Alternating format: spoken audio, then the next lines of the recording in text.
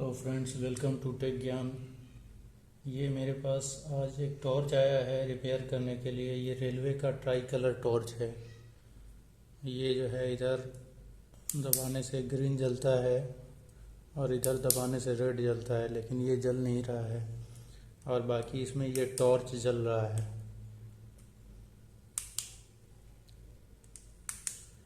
ये पीछे की लाइट भी जल रही है।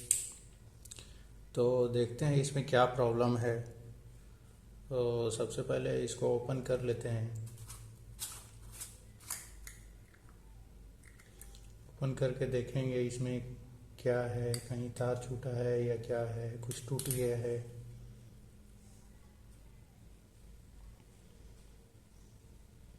जनरली इसमें यही होता है कि कहीं तार टूट जाती है और उसके वजह से ये सब प्रॉब्लम आता है।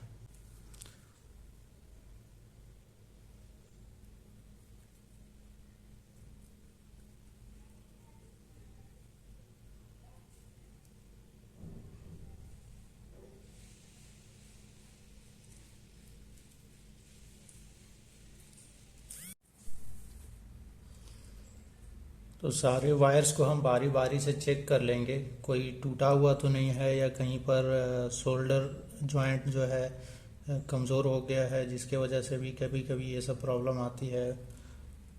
तो देख ही लेते हैं सारे वायर्स को एक एक करके।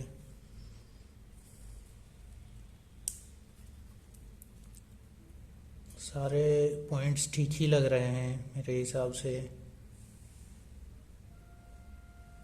इसमें ये एक वायर है, ये देखिए ये कहीं से टूट गया है और ये देखना होगा कहाँ से टूटा है।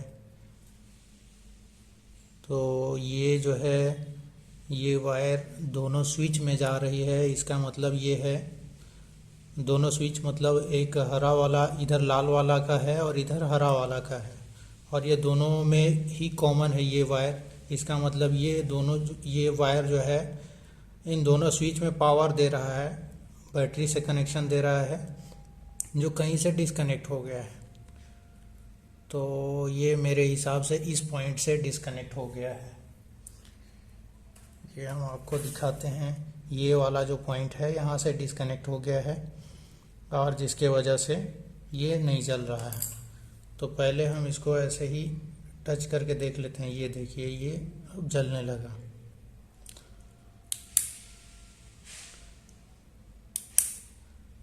रेड वाला भी जल रहा है, तो यही वायर टूटा हुआ था। अब हम इसको सोल्डर कर लेंगे। इसको इस वायर को इस पॉइंट पर कनेक्ट कर देंगे, उसके बाद देखते हैं। सोल्डर कर दिए हैं, उसके बाद इस टॉर्च को फाइनली कंप्लीट कर दिए हैं। और अब हम देख रहे हैं कि ये जो है इसका ग्रीन लाइट भी जल रहा है, रेड लाइट भी जल रहा है। फ्लैशर लाइट जो है, रेड लाइट, ग्रीन लाइट, और ये टॉर्च भी जल रहा है। इसके बॉडी में जो स्ट्रिप लगी है ये भी जल रहा है।